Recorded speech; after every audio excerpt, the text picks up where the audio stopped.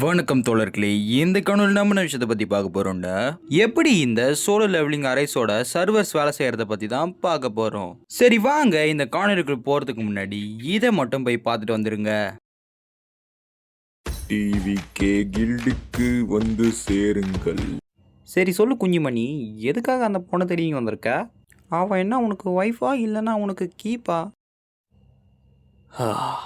என்ன வேணா நீ நினச்சிட்டு போ. சரிப்பா, நீ அப்போ கார்லேருந்து இறங்கிக்கோ. உன்ன மாதிரி ஜோக்கர் புண்டைக்கெல்லாம் இந்த இடம் இல்லைங்க. பெரிய மை என்னோடய ஃப்ரெண்டுக்கு ஆள் சேர்த்து வரதுக்காக தான் வந்திருக்கேன். ஒரு விதத்தில் புரோக்கர் மாதிரி. ஆனால் எனக்கு உண்மையிலே ஆள் பலம் தான் நிறைய தேவைப்படுது. நீங்கள் வந்து எங்கூட சேர்ந்தா நல்லாயிருக்கும். மன்னிச்சுக்கப்பா, நீ பேச்சின பேச்சில் எனக்கு பிளாடர் ஃபுல்லாக இயற்கை எழுப்பி வந்துருச்சு. நீ தம்மடிப்பியா?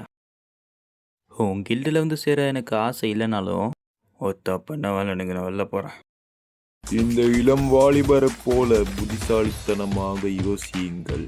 அப்போதான் உங்களுக்கு நடக்கும் நல்ல விஷயங்கள். உங்களுக்கு நம்ம கில்ல சேர விருப்பம் இருந்துச்சுன்னா மறக்காம டெலிகிராம் குரூப்ல வந்து ஜாயின் பண்ணிக்கோங்க. முதல்ல நீங்க செட்டிங்ஸ்குள்ள போய்க்கோங்க, அதுல இருந்து அக்கௌண்ட்டுக்குள்ள போங்க. இப்போ நம்மளால கிளியரா பார்க்க முடியும் நம்ம சர்வர் நம்பர் என்னன்னா 4391. இப்போ உங்களுக்கு ஒரு எக்ஸாம்பிள் சொல்றேன். இப்போ ஒரு சர்வர்ல 1000 பேர் ரீச் ஆயிட்டாங்கன்னா அந்த சர்வர் ஃபுல் ஆயிடுச்சுன்னு அர்த்தம். ஸோ அதுக்கடுத்து வர புது பிளேயர்ஸ் எல்லாமே இந்த சர்வருக்கு அடுத்த சர்வர் எந்த சர்வரா இருக்கோ அந்த சர்வர்ல வருவாங்க.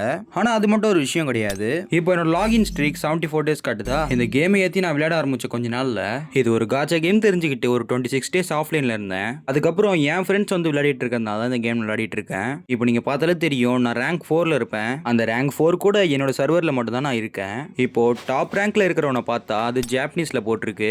இப்போ இவனோட லாகின் டேஸ் நம்ம போய் பார்க்கலாம். இவனுடைய லாகின் ஸ்ட்ரீக் வந்து 90 டேஸ் காட்டுது. அப்போனா எனக்கு தெரிஞ்ச வரைக்கும் நாங்க எல்லாருமே ஒரே நாள்ல அக்கௌண்ட் கிரியேட் பண்ணிருக்க வாய்ப்பு இருக்கு. அது மட்டும் இல்லாம இங்க ஒருத்தர் இருக்கான்ல, இவன் தான் எனக்கு தெரிஞ்ச வரைக்கும் இந்த சர்வரோட ஃபர்ஸ்ட் பிளேயரா இருக்க வாய்ப்பு இருக்கு. நம்ம எதுல போய் பார்த்தாலும் சரி அவங்க தான் இருப்பானுங்க. ஆனா நம்ம எல்லாருமே ஒண்ணு சேர்க்கிற ஒரே இடம் என்னன்னா இந்த கில்டு தான். ஏன்னா இந்த பஞ்சு முட்டாய் பாப்பா தான் நம்ம எல்லாருமே ஒண்ணு சேர்க்கறது.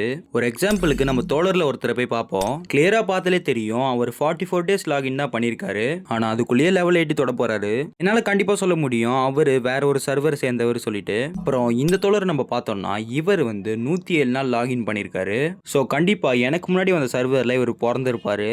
அப்புறம் நம்ம கில்டு தோழர்கள்ல இருக்கிறதுலே ஹையஸ்ட் லெவல போய் பார்த்தோம்னா கிட்டத்தட்ட அவர் அக்கௌண்ட் கிரியேட் பண்ணி 300 நாள் ஆயிருக்கு. நம்மளோட இந்த தோழர் சொன்னது என்னன்னா அவரு பீட்டா விஷன்ல இருந்து விளையாடிட்டு இருக்காராம். அப்ப அவரு ஒரு குளோபல் சர்வர் பிளேயர். அப்போ எல்லாத்தையும் கூட்டி கழிச்சு பார்த்தோம்னா பீட்டா சர்வரில் விளையாடின எல்லாருமே குளோபல் சர்வர்னா நம்ம எல்லாருமே அப்போ ஏஷியா சர்வரில் இருக்கோன்னு அர்த்தம். ஏன்னா ஏஷியாக்குள்ளதான் இந்தியா அப்புறம் ஜப்பான்லாம் இருக்கிறதுனால.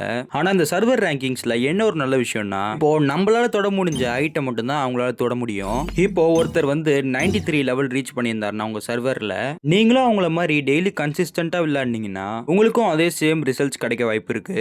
எனக்கு தெரிஞ்ச வரைக்கும் இந்த சர்வர்னால நம்மளுக்கு எந்த ஒரு பாதிப்பும் இல்லை. ஆனால் எனக்கு தெரிஞ்ச வரைக்கும் மல்டிபிளேயர் கண்டென்ட் விடாத வரைக்கும் தான் முதல்ல அந்த ஆன்டி கிங் ரைட்லாம் மல்டிபிளேயர்னே சொல்லக்கூடாது.